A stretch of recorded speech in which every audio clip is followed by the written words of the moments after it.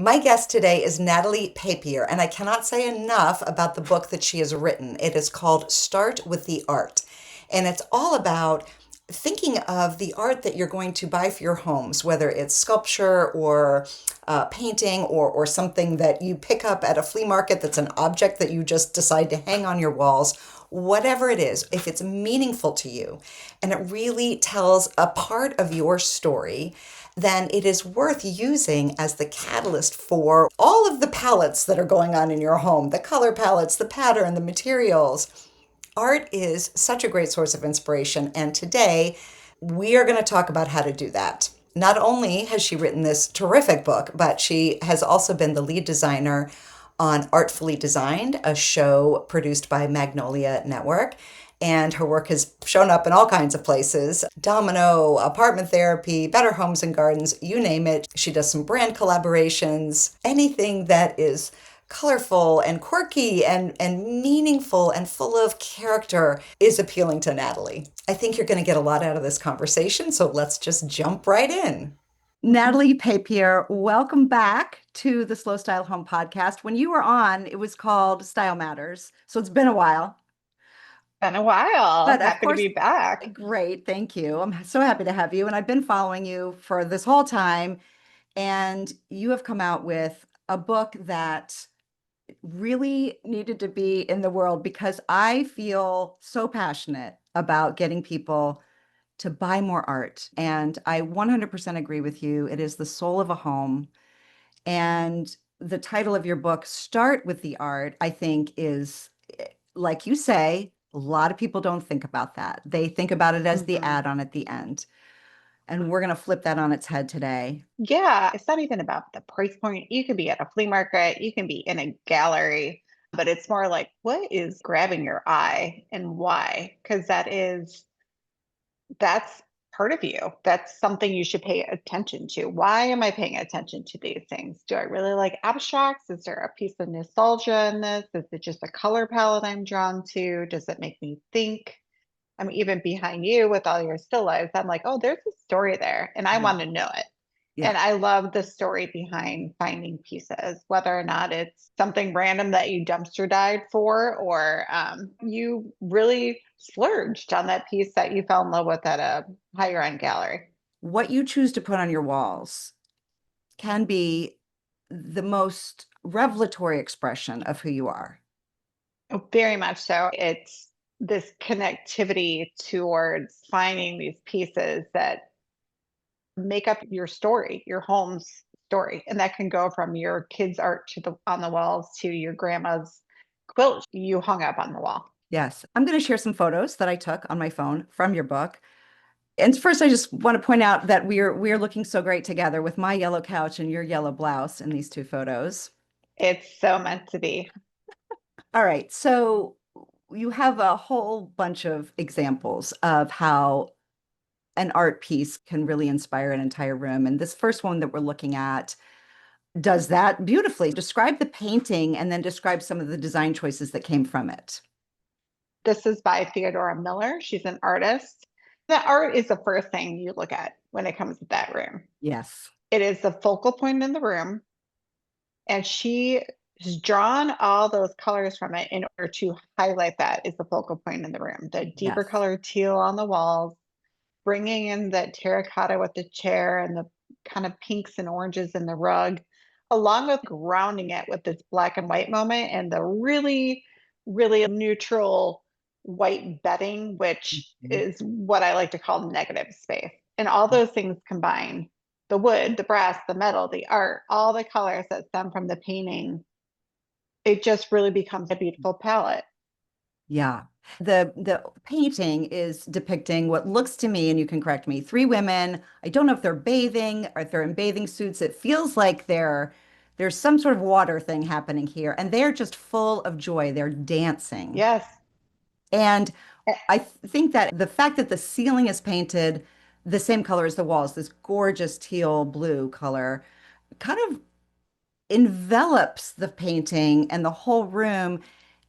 emphasizing the fact that the painting is the focal point even more. I mean, yeah, well, the palette is one thing, right? She took all those colors and she drew from it, but the painting itself is whimsical, and you want to know, oh my gosh, where did you get that? Who's the artist? Yes. What? And then you want to make up your own little story. Like, what are they doing in this picture? Right. Like I just did. They Right. look like they're having fun. Yeah. Yeah. And the whimsy is seen in the curtains, in the pillows, the squiggle lines, black and white, certainly the color choices for the room. I want to go to another couple of these. So that you just continue to give us all these great examples showing how different paintings have informed color palettes and even materials and shapes.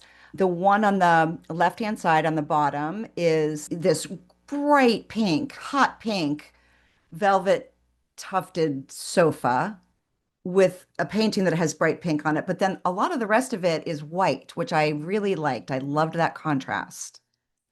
And if you took one of those things out, that room would not have the same impact. If you took away that light purple stripe, maybe that would feel too white. It's just about taking those colors and bringing that into the room that makes your eye immediately go to the artist. Oh, I get it. Yes, yes. And then one of my favorite examples of all time, and I think this is yours, bottom right on the second page.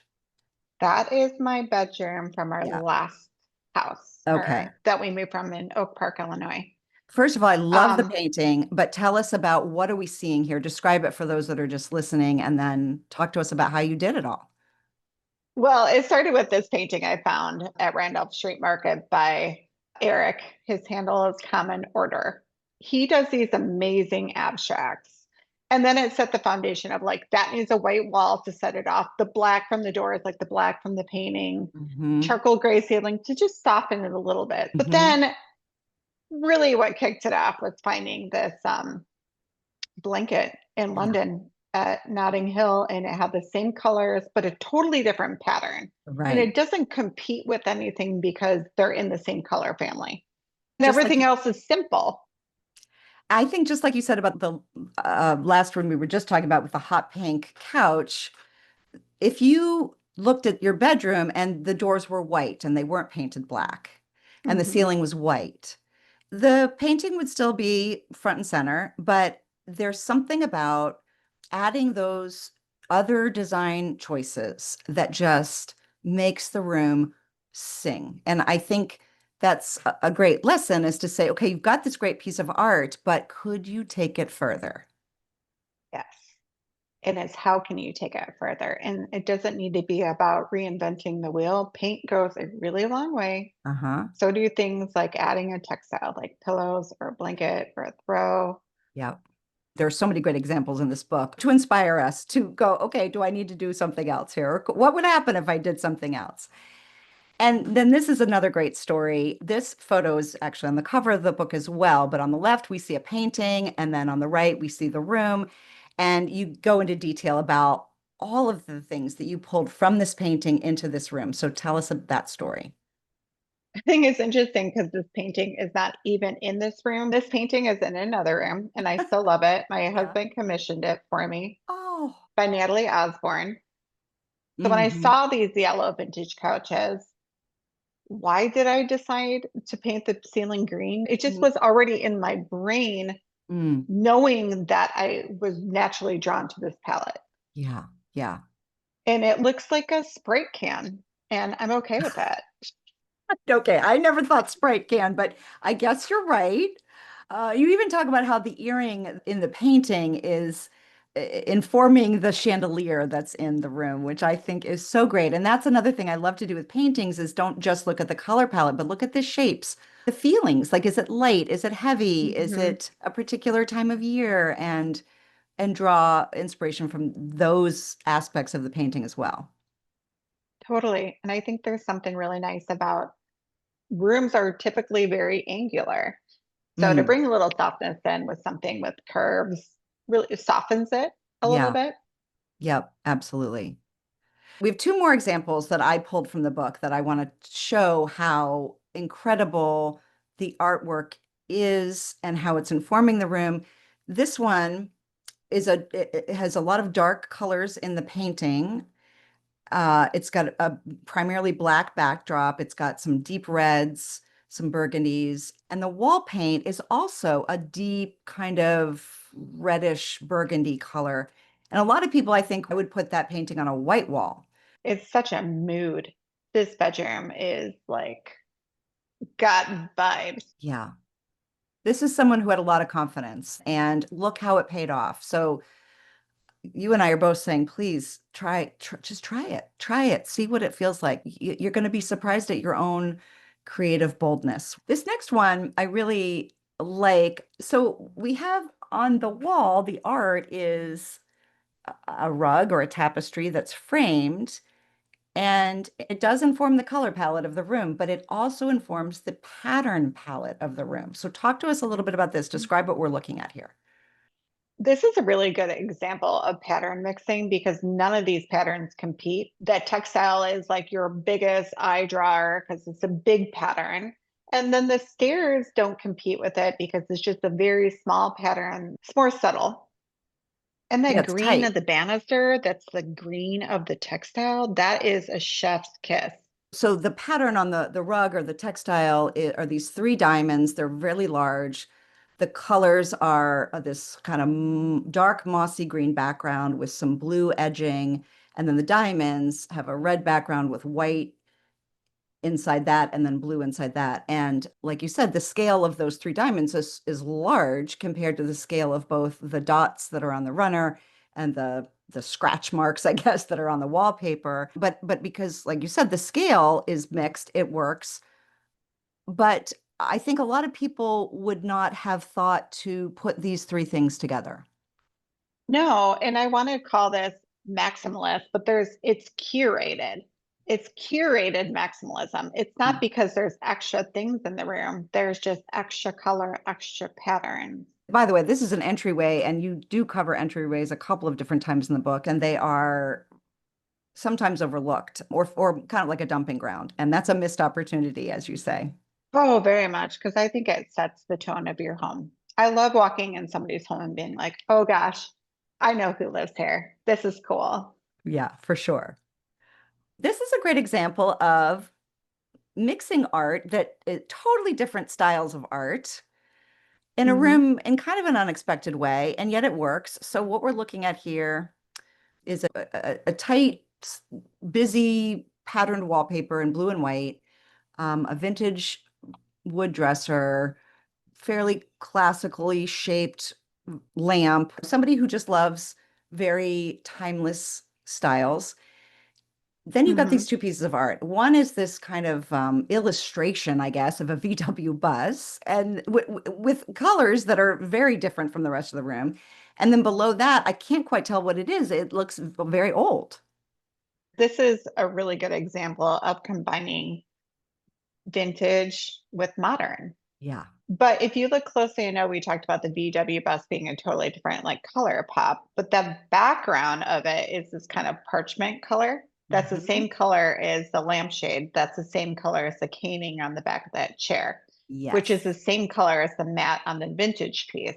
So it Yes. is just that subtle of a tie-in that makes these things work together. Also, if you were to draw like a triangle between the parchment background of the VW bus, down into the left for the parchment color of the shade, and then down into the right for the caning of the chair, you've got this really nice triangle, and it's helping our eye move around. And I just want to repeat what you said because I want to make sure people heard it, that something that subtle is all it takes to make it work.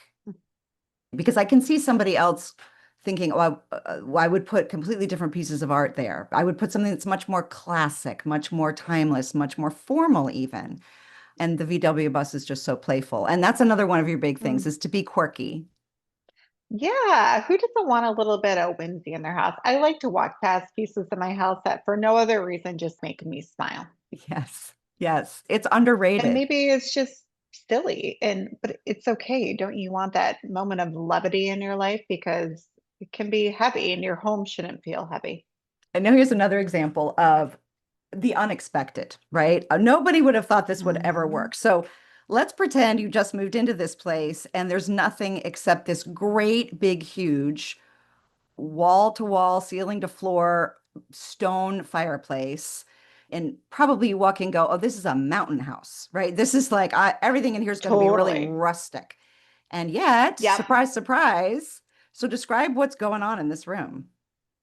I love this one because it's such a juxtaposition between, like you said, mountain house, total cabin vibes. Everything is really organic and Yeah. natural colored. And then there's these like red chairs and this black pool table, the red from the tassels that are hanging from the light fixtures over the pool table, and that red frame around the art. You're allowing yourself these organic, quiet moments in the wood and the rock. And then you have this really vibrant accessory moment happening. Yeah. And those pendants, I mean, those are How so cool. cool. I mean, they're just the coolest. And I love them because they don't have anything to do with the mountain vibe. Exactly. And I guess that's something that we can really focus on here is if you had decked out the whole thing in mountain vibey furniture and art and then tried to just do one of those things, like just the chandelier pendants that kind of reminds you of like a Chinese restaurant. If you'd just done that, maybe it would have felt like, what is going on here? They weren't thinking about it It at would have all. felt like it didn't make sense. Yeah. They made these make sense by Yeah. incorporating those other modern red elements. If this Really. was a traditional mountain house, there would be like an antler chandelier over Yeah, that pool exactly. table. Exactly. Yes. Very inspiring. This one is one of my favorites. So tell us about this ginormous emu or whatever it is that you own. I mean, it's huge. It's huge. It's like 6 foot. Her name is Beyonce. When we knew we were going to move here, we had already purchased the house, but we hadn't moved yet. This house that we moved into has more like a formal vibe to it. These like Okay. fireplaces and high ceilings and molding. And I just wanted something to make it known that this, we do not take ourselves way too seriously. Oh, I And love I it. don't think there's another way to do that except like a giant fiberglass ostrich. What I want to say to people about this is buy the thing, buy it. Like Just if you buy it. if you see something quirky like this, get it. And scale goes a long way. Oh my gosh, so important.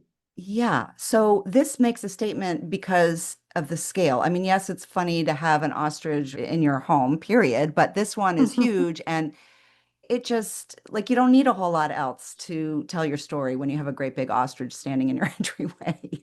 No, and in terms of scale, like my foyer is very, very high. It's like Ah, 12-foot ceilings in there. And I bought this credenza. It was so cute. And it would have worked perfectly in my Victorian. Once I got it here, I just started laughing. It looks so dinky. You have to pay attention to the scale of a room because right. otherwise things get lost. And when you have too many little things, that's when it starts to feel too cluttery. Same Exactly. with And I think that people often shy away from something big because it's a lot cheaper or because maybe they just think it's too much of an investment or they weren't expecting to commit to something so large. But then they get it home and the small thing, like you're saying, becomes dinky and it just kind of disappears. And so why not get the one big thing? And then that's all you need to fill the space is the one big thing. exactly. Here's another example of just buying the weird thing and wow. So I don't know. This is a mannequin, I guess. It's just her legs and they're crossed and it's coming out of like a what do you call it? A buffet, Like a a hutch. mid-century hutch, yeah. Yeah, yeah. I mean, just buy the thing. Doesn't it just make you giggle? Yeah, Like, it but I does. also love it. It's just so fascinating. I also love that they have this huge oversized lamp that's not even on the table. It's Right. a table lamp, but it's on the floor. But the Yeah. scale matters. If that was a small lamp, you couldn't put that on the floor. No, I want to go to this person's house for Exactly. cocktails in a big way because of this mannequin. 1000%. These next two slides I chose because they have stories behind them that I think are really important. In this section of the book, you're talking about what to do when you're starting from scratch, like a blank slate, blank walls, blank everything.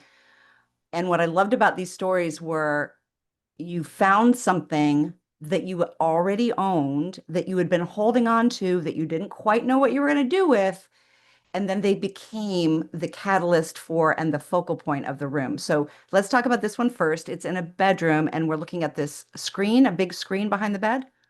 These are four different wood panels that were used in these textile shows back in the day. I found them on Facebook Marketplace, rented a U-Haul, went down and got them without any idea what I was going to do with them. This room, there are pieces that I love in it, but putting these panels in that are black and white added just so much whimsy to this room and interest Yeah, because it's all this 70s vibe and it's taking that old and new and unexpected things together. But they sat in my garage for months until I was like, well, let's just play with it. Let's see how they look here. and that is one of the things that I emphasize over and over again is play. Try things out, Hmm. experiment. And you bought these, like you said, you didn't know what you were going to do with them. It's nice to have a little bit of a cache of objects at your disposal, right?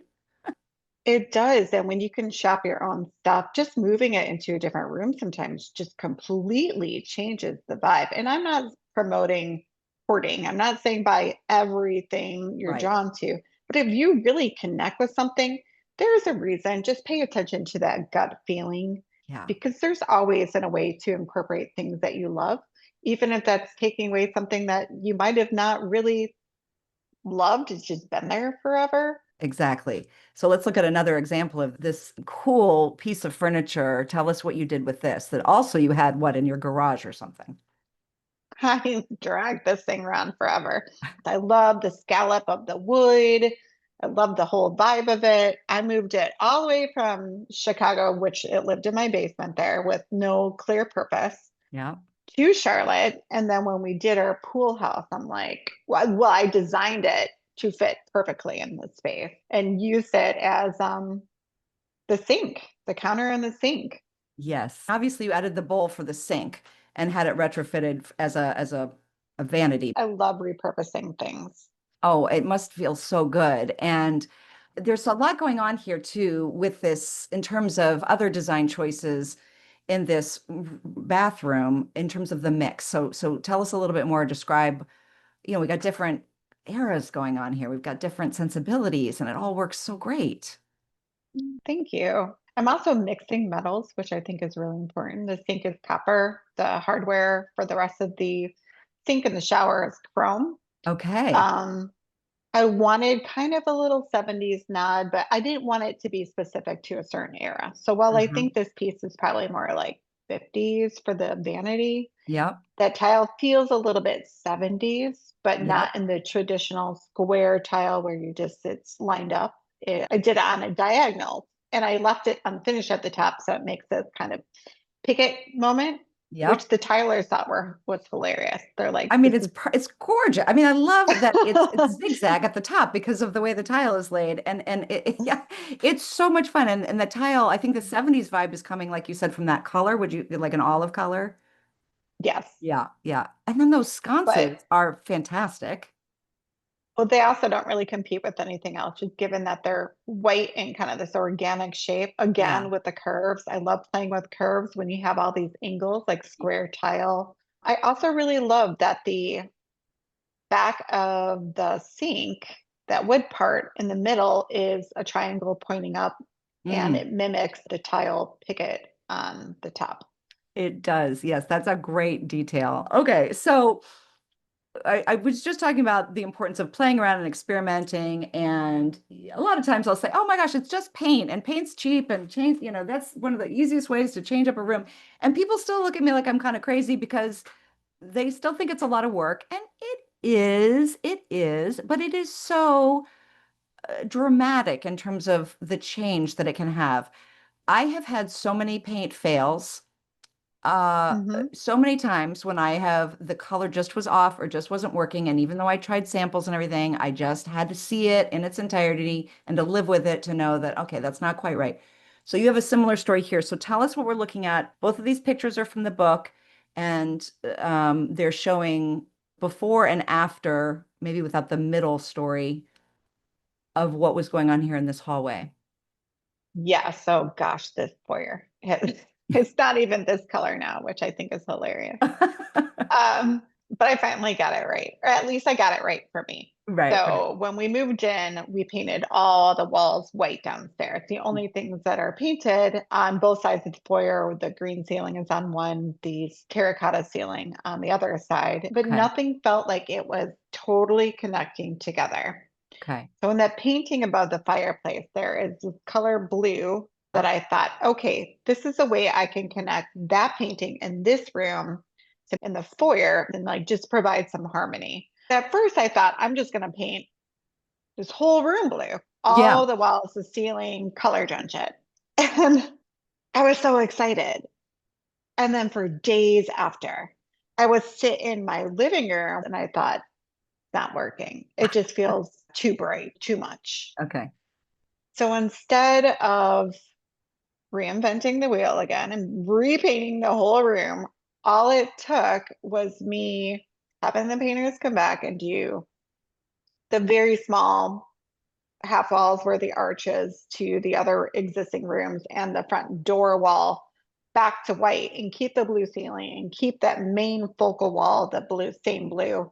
And it was enough breathing room that all the colors in my home just I don't know, could breathe a little Yeah. easier. Didn't feel overwhelming anymore. Yeah. And this is such a great lesson about you had to live with it. You had to see you had this feeling that you had to try it out. You went for it. Yep. You lived with it, and then you learned even more about what that room needed by trying it in the first place and then peeling it back a little bit.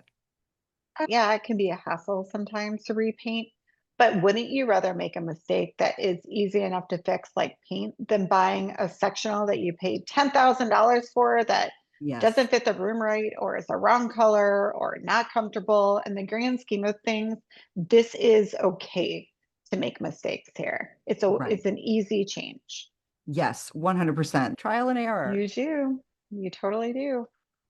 This part of the book, you have several design principles that you've come up with, and they're all great. And what I loved about this one is that you say, forget about money for a second, forget about resources. Just what does your heart desire? If sky's the limit, what would you do?